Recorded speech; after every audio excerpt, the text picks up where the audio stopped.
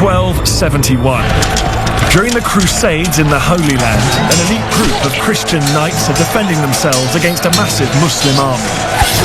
They're heavily outnumbered, but they do have one huge advantage. Crac de Chevaliers, possibly the mightiest castle ever built. With these huge walls on their side, they believe they can beat the odds and keep the Crusader vision alive. These knights are fighting for their religion, their homeland, their very lives.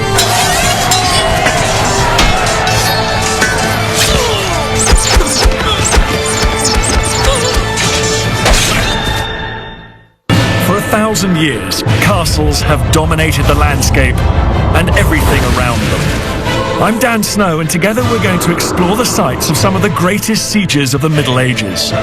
The very moment when the fates of empires hung on castle walls. This is Battle Castle.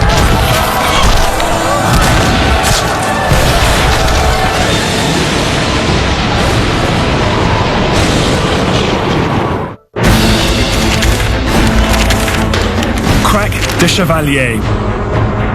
Located in what is now modern-day Syria and strategically positioned on a key route from the Mediterranean coast to the interior. In the 13th century, this is the site of an epic battle between East and West. A clash of ideologies, but also of siege technologies that would decide the fate of the Holy Land. And at its heart is Crac de Chevaliers. Its name means the Castle of the Knights. The jewel in the crown of Crusader castles, it is built to dominate a hostile land. It has impenetrable sloped walls, ingenious battlements, and a deadly ramp entrance. In 1271, a Muslim army more than 10,000 strong prepares to siege the castle. Led by a powerful warrior king, they are here to drive the Christian knights out of the Middle East once and for all.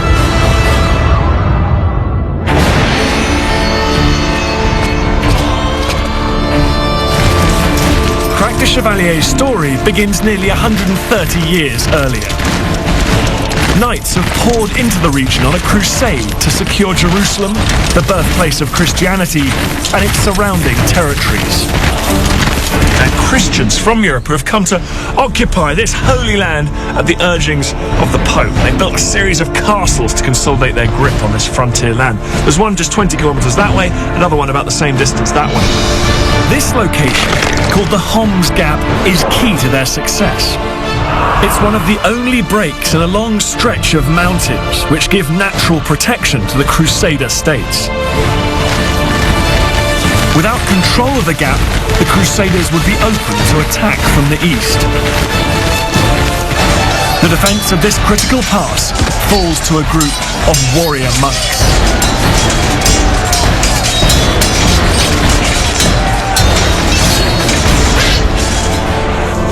This wall up here is a fascinating piece of evidence. It's an inscription of a 13th century French poem, and it's a reminder that although this is now the heart of the Middle East, it was once a European military settlement. It was run by a military order called the Hospitallers, or the Knights of St. John, and they began in the Holy Land running hospitals for pilgrims. They moved to defending them militarily, and soon they become the crack troops of the Crusades. The Knights Hospitaller are governed by a Grand Master. In occupied regions like this, castles are key.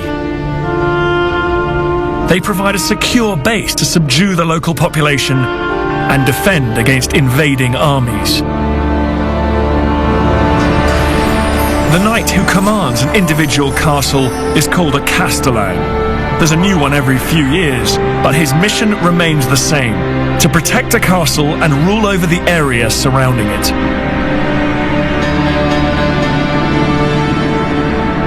All the merchants and traders who pass by the castle have to pay him taxes, and all these villagers and farmers here also have to pay tribute.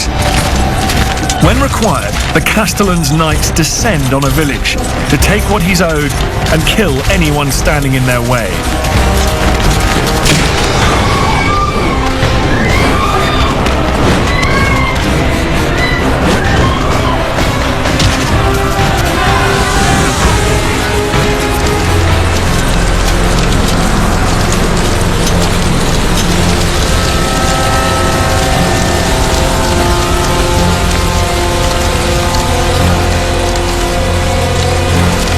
Later, with their plunder and tribute, they retreat back to the protection of the castle.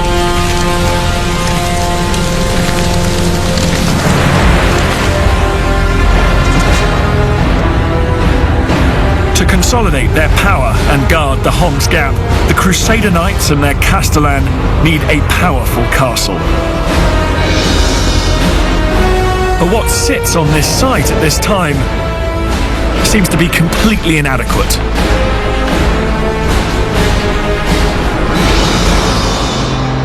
This mountain spur, 650 metres above sea level, is flanked by steep slopes on the east, north and west sides, and is topped with an old Kurdish fort that seems to have been unmanned for decades. This is just not good enough for the Castellan.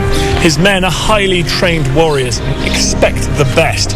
Now they're stuck in the middle of hostile territory in outdated fortifications. Something big has got to change. If the Knights Hospitaller are to have any chance of defending the Homs Gap, they must design and build a castle strong enough to withstand attack from even the most determined enemy.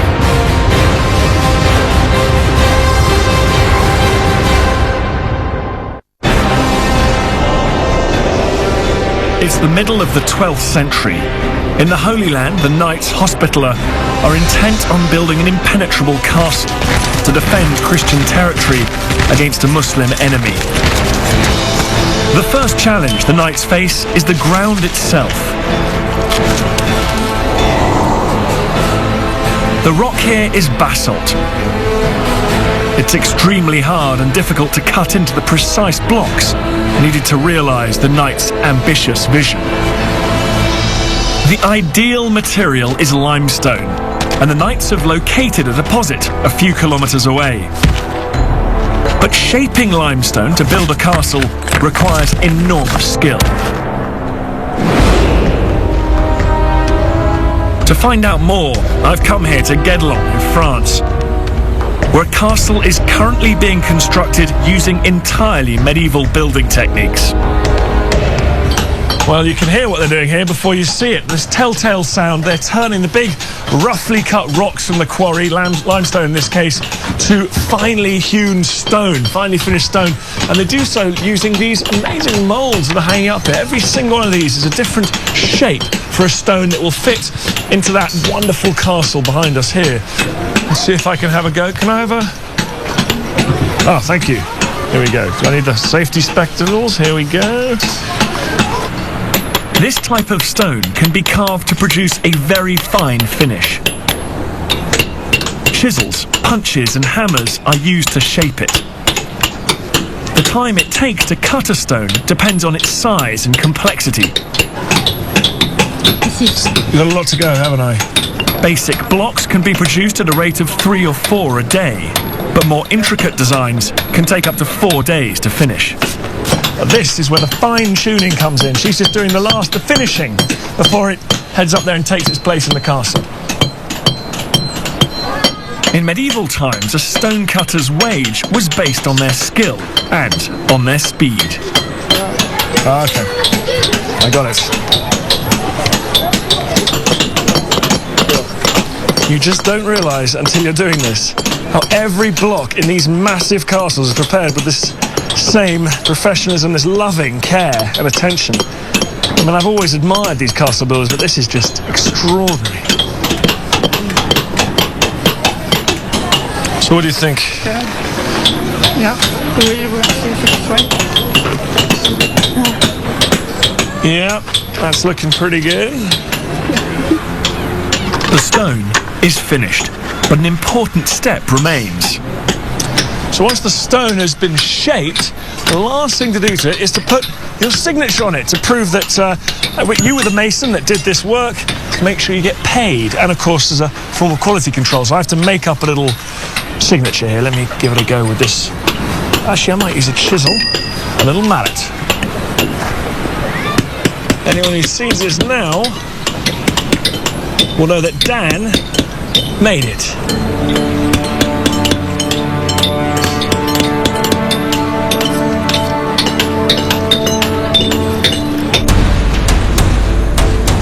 In the 12th century, Crac de Chevaliers was also built using these techniques.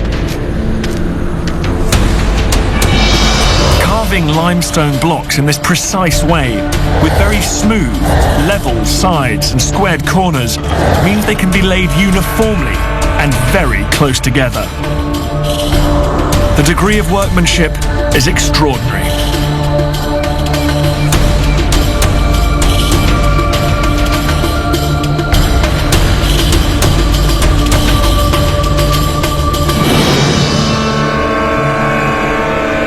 But in 1170, the knights face a huge setback.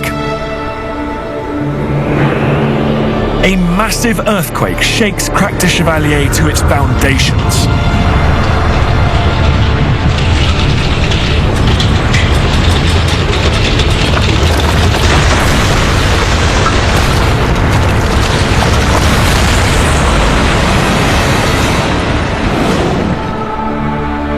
On-site evidence suggests much of it is damaged or destroyed. In seconds, almost 3 decades of work is lost. And the Crusader Knights have to begin again. Remarkably, the Castellan and his men used the disaster to their advantage.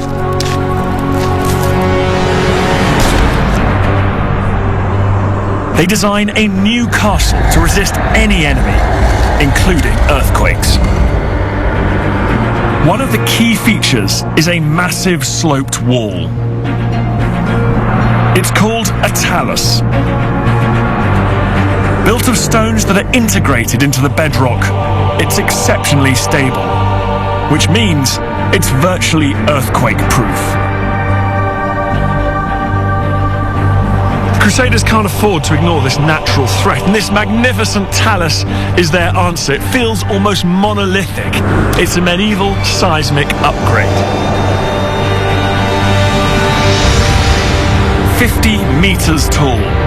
It's so imposing, it has been nicknamed the Mountain. Benjamin Michaudel is an expert on medieval architecture and has spent years studying Crusader castles in this region. He is impressed by what the knights achieved. So you can see the way the talus is built. You have flat stones. It's perfectly flat surface. So that tower is amazing. Yes. What you can see here, that for this tower, they wanted to include the tower inside the talus. So they had to curve the stones. They have to build them separately and to carve them separately. So those stones there, they're not just 2 rocks that have been laid flush. That's actually 1 rock. That's actually 1 rock, 1 stone which has been cut very precisely in a curved way in order to be integrated in the talus and in the tower surface, which is perfect for defense and for the structure cohesion of the building. By the latter part of the 12th century, Crac de Chevaliers is taking shape. We don't know for certain how much the castle has been built, but we do know that Crac de Chevaliers is starting to fulfill the ambitions the Hospitallers had for it. It's financially viable and it's dominant. But a destructive new weapon will transform siege warfare, and only time will tell if Crac can stand against it. The year is 1188. A charismatic leader wielding a powerful new siege engine has shifted the balance of power in the Middle East. His name is Saladin. He has taken almost every major Crusader city, including Jerusalem, and made deep inroads into their states and kingdoms. He's also defeated the cream of the Crusader forces at the Battle of Hattin. Of 25,000 Christian troops, a maximum of 3,000 survive. It seems that Saladin is unstoppable. Key to his success is a siege weapon called the counterweight trebuchet. Unlike earlier trebuchets, which were powered by the strength of men, the counterweight trebuchet relies on the force of gravity to launch projectiles. Its impact is unprecedented, and the consequences devastating. Evidence for the counterweight trebuchet appears in a military manual written for Saladin. They play an important part in his campaigns against the Crusaders. He had some at the Siege of Jerusalem, and they were a key factor in his victory there. At Crac de Chevaliers, the Castellan must have been aware of Saladin's victories and the impact this new weapon was having. So the building continues. The plan is to encircle the castle with an outer wall.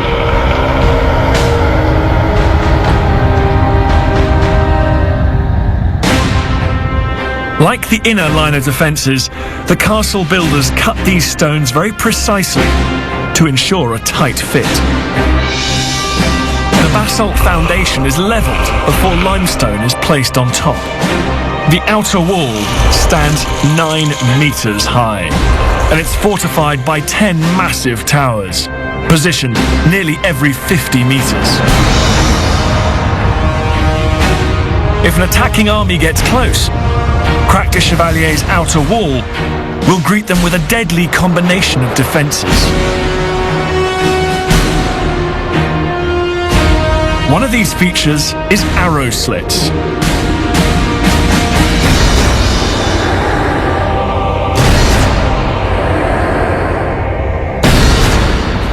I take a closer look with Benjamin Michaudel. You can just imagine if you're an attacker here, these arrow slits are so intimidating. They're raining down death on you. Yes, it's quite threatening for the attackers because you don't know how many persons, how many soldiers are hidden behind these walls. So in theory, there can be an archer behind every arrow slit. It would be like a medieval game of Russian roulette. You'll never see the face of the man who shoots you.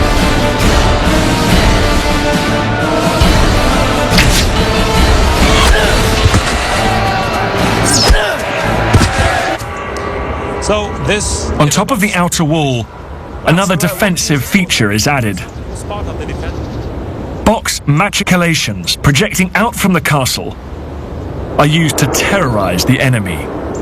This is a stone balcony built over cobbles, and the idea here is to throw stones, quicklime or other things from the top, right on top to the of bottom, yes, of the walls. And this is a pretty safe feeling up here. You're protected by this rock. You can just throw things down on the enemy, and you're pretty well protected. Yes, yes, and we're lucky. It's quite rare to have such a device preserved here. Usually in the West, they're made of wood, but here the Eastern architectural tradition makes them in stone. Right, should we test it? Let me see. You've got some water there. Let's pour it on our imaginary besiegers. Exactly, you may try. Here we go.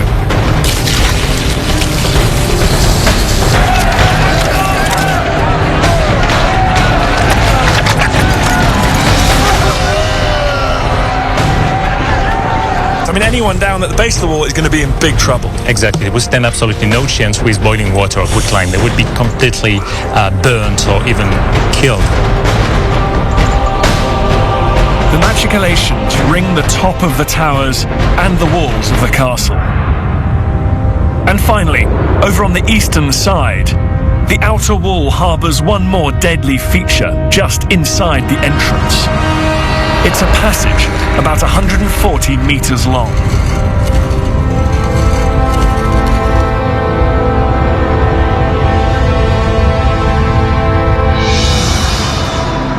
Today, it has a roof, but in the Crusaders' period, it's believed much of it was open. Here, it's still possible to catch a glimpse of the sky. It's called a ramp, and it was developed by the Byzantines but perfected here at Crac, and it's an ingenious, if slightly disturbing, concept. It's not very wide, perhaps 2 horsemen across, and it sucks you in to the heart of the castle, giving you no room for manoeuvre. Here's a 180-degree hairpin bend. You've got to go round it, and it's a death trap because of what's coming from above.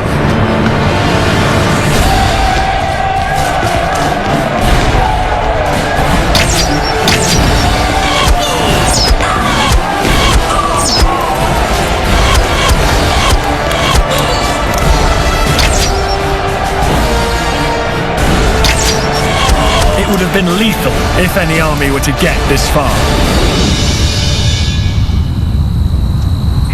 Crac de Chevaliers is extremely well positioned and fortified. But the southern side still offers the enemy the easiest approach. Here, they've added an extra layer of defence. On the south and west sides of the talus, the knights dig a ditch. Then they fill it with water. It's up to 15 metres wide. It's cleverly supplied by an aqueduct extending from the castle walls.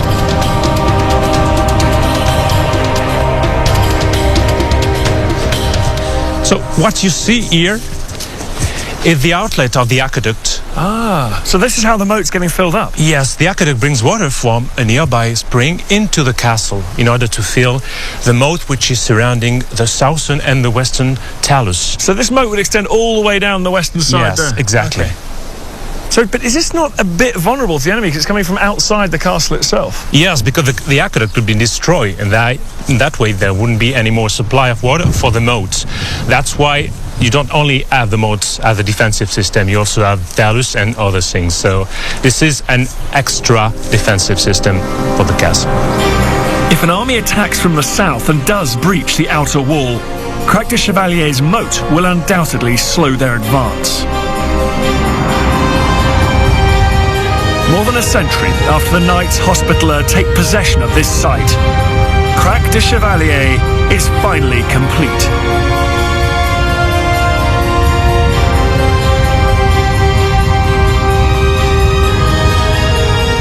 It's a triumph of medieval design and engineering, which is just as well. It's about to face its ultimate test, because a ruthless warrior is now Sultan, and he's closing in for the kill. March 1271. More than 80 years after the Crusaders lose Jerusalem, an emerging Muslim leader is determined to push Christians out of the Middle East for good. Called Sultan Baybars, he's a warrior king with a ruthless past. Baybars is a Mamluk, which comes from the Arabic word ta'oun, which is appropriate because Baybars was at one stage a slave. He was trained as an elite bodyguard for the Sultan. He decides to kill him and take the crown himself. And he's been busy ever since. Like Saladin before him, Baybars is using the counterweight trebuchet to attack his enemies' castles. I'm going to find out for myself just how powerful it really was. Here at Caerphilly Castle, they have a working counterweight trebuchet, the king of medieval siege artillery. Well, I'm yet to have a go. Here in Wales, they have a modern replica of a medieval technological breakthrough. Malcolm, how you doing? Very well, Dan. Right, I mean, this really is the biggest bit of siege artillery we've got here, isn't it? Absolutely, the counterbalance trebuchet. How does it work?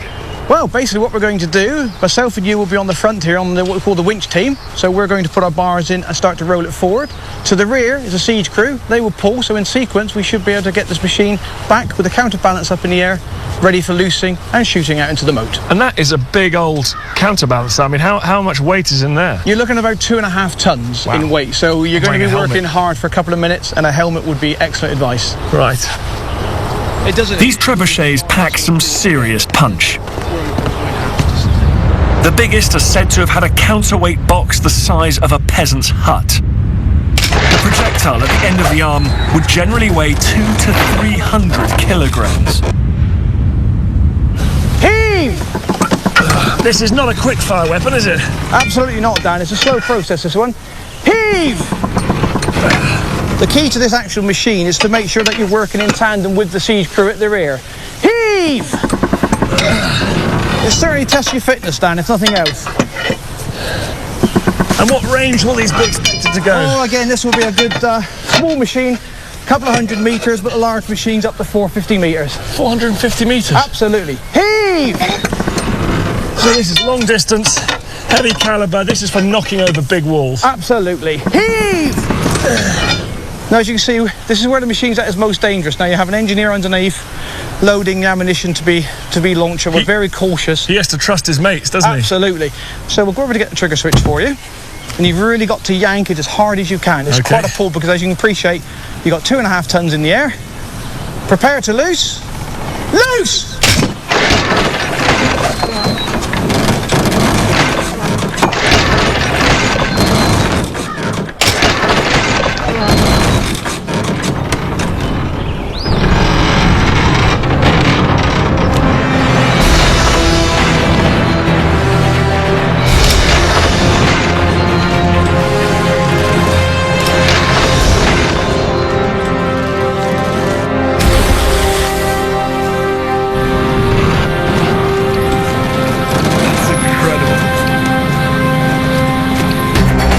Early 1271, Baybars still holds Jerusalem and has seized several other Crusader strongholds using his trebuchets.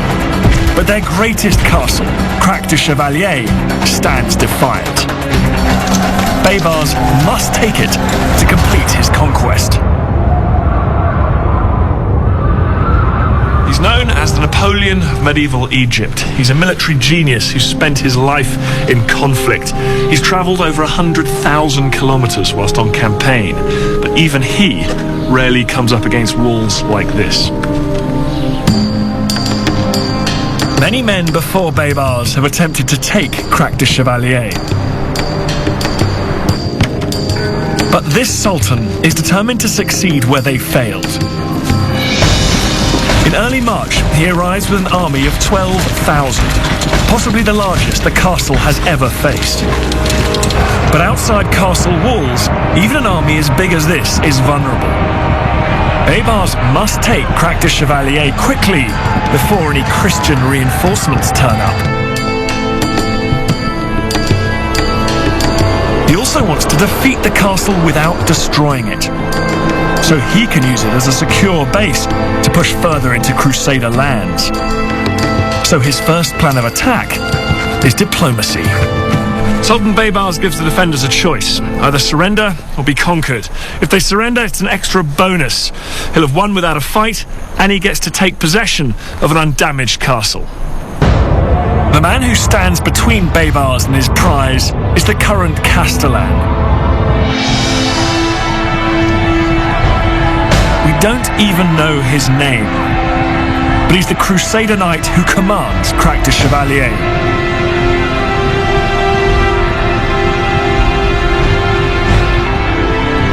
And Baybars is attacking him at a very bad time. The garrison is so small that they are outnumbered by nearly 20 to 1.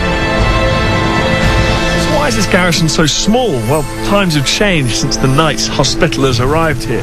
They've lost territory. They've had their lands ravaged by war. Fewer people are paying them taxes.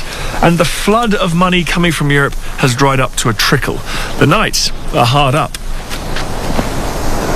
The Castellan has a difficult decision to make: surrender or trust that the castle's elaborate defences will protect them. Outside the castle, Baybars receives his answer. The Castellan will not give up his men or Crac de Chevaliers without a fight. The Knights, although heavily outnumbered, are putting their faith in these walls, still standing tall and strong. And they do have one other possible salvation. If they can hold out long enough, they may get reinforcements, and that way they can defeat Baybars. Baybars has failed in his attempt to take the stronghold without bloodshed. Now he must conquer it by force. Crac de Chevaliers is flanked by treacherously steep slopes on 3 sides. On the south, there's a more gradual approach, but the Knights have taken defensive measures to protect this side of the castle. This is pretty steep. Yes, this is the slope of the ditch that the Crusaders had to dig in order to protect the southern front of the outer wall. And it must have been challenging, because of course this is basalt, right? Yes, this is an extremely hard stone, so please take this armor and check that. Okay, I'll see if I can dig.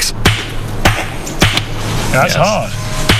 You can imagine how hard it has been for the Crusaders to dig such a large ditch within the basalt bedrock. At the top of the ditch, it's believed the Crusaders took Crac de Chevaliers' defences a step further. as you see, we're now at the top of the outer works. So we're facing the southern front of the castle. So we should expect the presence here of a defensive building for the protection of the southern gate. But as you see, there's nothing. There's nothing here. No evidence of any wall, any tower. Nothing is visible today. There's just a big old pile of rocks. Yes. Why didn't they build defensive structures up here? Well, we're seeing that they built a temporary defensive structure using wood and building a palisade. This is the main idea today. Yeah, so why would there have been wood here to protect what is otherwise a limestone castle? Well, it was temporary, so maybe they were thinking maybe to build later like a real wall with real stones, but maybe they lacked time, manpower, money, maybe all of this together. A palisade, the ditch, the outer wall. On this south side, Baybars has 3 layers of fortifications to tackle before he can reach the inner castle. To knock down walls like that, you need the biggest siege engines available. Just getting them here to the point at which they can start shooting requires vast effort. Either you have to transport them along with your army or make them from local materials. Either way, you need a lot of labour and a lot of wood. It is likely that Baybars has counterweight trebuchets in his arsenal. But these huge siege engines can't be moved in one piece.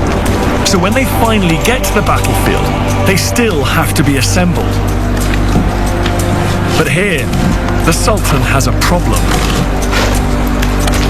He runs into a serious delay.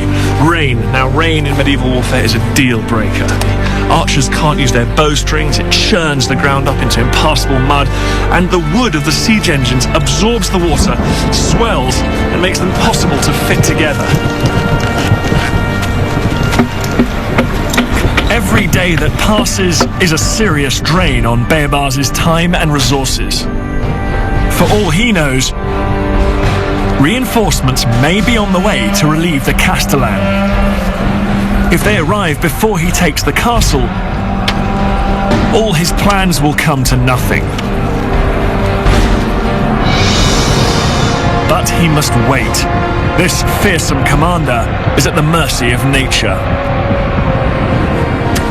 The Castellan and his men know it's just a matter of time before the inevitable attack begins.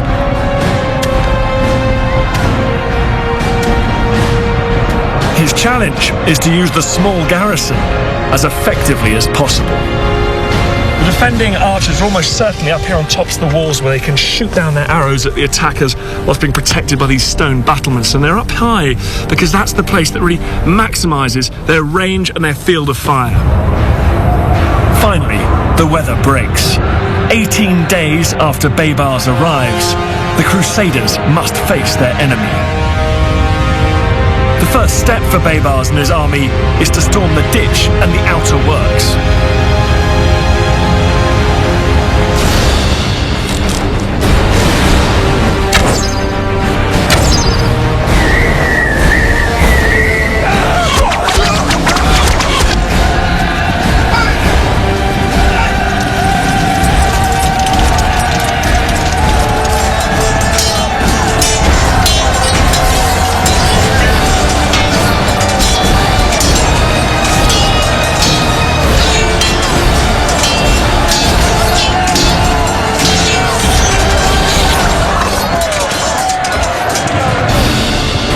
Outer works fall quickly. After almost 3 weeks of delays, it's a critical victory. But there's a cost. The closer Baybars' men come to the castle, the easier it is for the defenders on top of the walls to target them with their crossbows.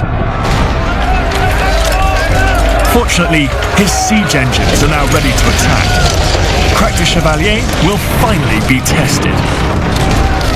The trebuchet's deadly accuracy allows the attackers to target the tops of the walls.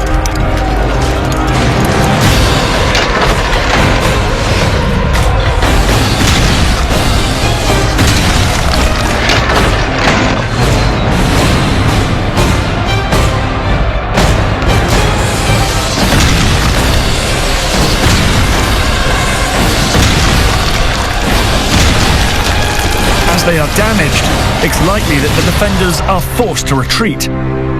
But the walls of Crac de Chevaliers have still not been breached. If Baybars can't find a way to break through, he will never take this castle.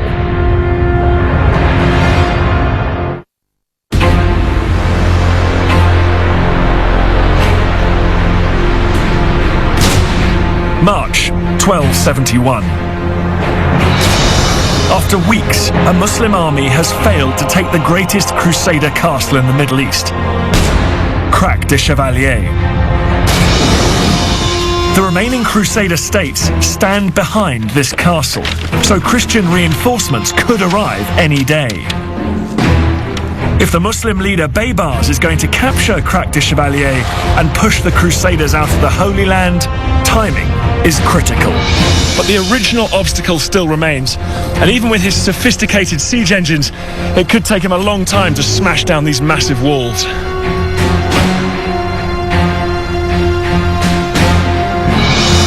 So Sultan Baybars turns to a different siege tactic to breach the outer walls. It's called undermining. The main target is a tower on the southwestern side. During a siege, miners use protective cover to get as close as possible. I'm here in Poland, where Bartek Staszynski and his team have built unique replicas of famous medieval siege engines, including a movable cover called a cat. He shows me how Baybars' miners might have protected themselves from crossbow fire. It's been used by the besiegers just to get very close to the walls without the danger of being shot by the archers. So it's like a huge sort of, almost like a tank. It's like a protected way of getting close to the walls. It's like a tank, yeah, that's true. It took about 12 people just to move it. So this stuff protects the pushers. Yes. And then that guys can work under there, maybe doing what they got to do. Yeah. And they were able to open it or to close it. Amazing. If they need it. So you could get pretty close to castle walls in one of these. Pretty close. They used this equipment just to make a very, very long tunnel, like 200 meters even. So you came in the camp, and you were afterwards on the walls. So you could just park these back to front the whole way for 200 meters? Yes. Wow. That's really under similar cover, the attacking army could approach Crac de Chevaliers' walls, protected from enemy crossbow bolts.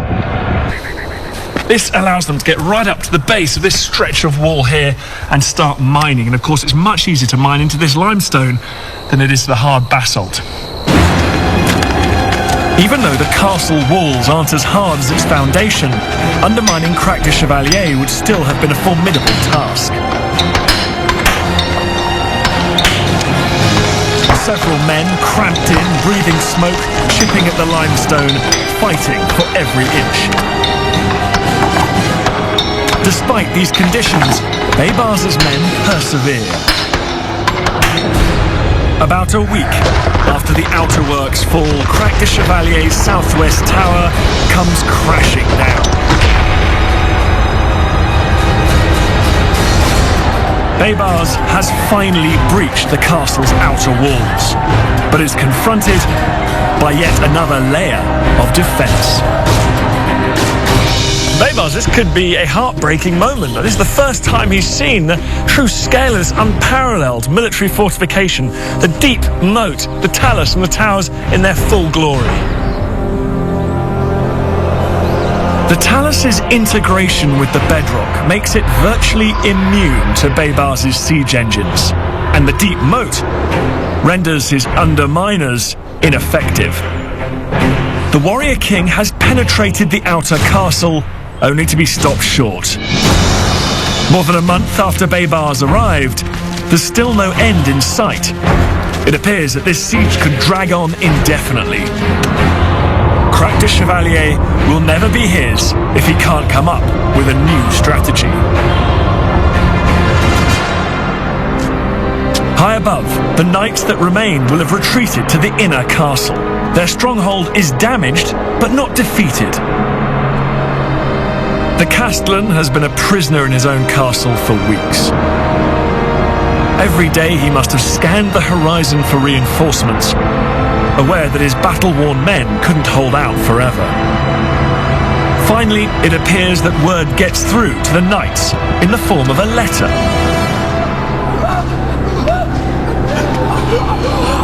It's signed by the Grand Master in Tripoli, the head of the Castellan's order. His words are devastating. No reinforcements are coming. He gives the Castellan permission to surrender Crac de Chevaliers. It's easy to imagine what the Castellan felt sitting here in his headquarters. His castle was holding out. Reinforcements could have made all the difference. But that letter had been a wake-up call. The Christian grip on the Holy Land was slipping away. So the Castellan makes the call to save what he can. His men. He starts negotiations with Baybars for surrender. The two sides agree to terms. The knights will hand over the castle without further fighting in exchange for safe passage. In April 1271, just over a month after the siege began, Crac de Chevaliers is taken from the Christians. The Castellan and his knights emerge from their stronghold, ready to head west. But things may not be as they appear. In a fascinating twist, it seems likely that the letters that the knight was supposed to have received was actually a fake. It came from Baybars himself. This incredible ruse, this forgery, Baybars had captured the castle without expending the time and bloodshed required to penetrate these inner defences. He'd also stayed true to that Mamluk policy of taking these castles intact and then using them against the Crusaders. In this clash of siege technologies, it seems a warrior king's most deadly weapon is his cunning mind. And according to one account, the knights suffer a further tragedy. The agreed safe passage is ignored. Some are taken aside and beheaded.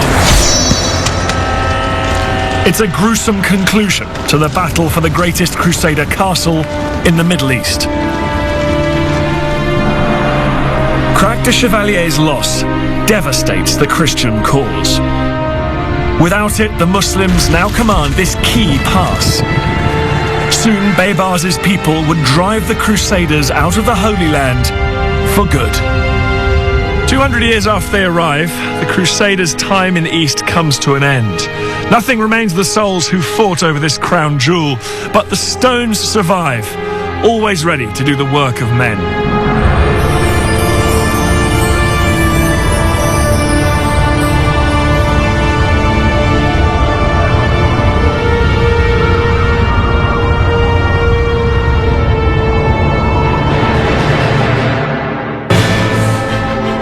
Battle Castle by Dan Snow is the book that accompanies this series. To read exclusive extracts, including the whole of the first chapter, head to discoveryuk.com now. Next here tonight, it's George Cross Heroes.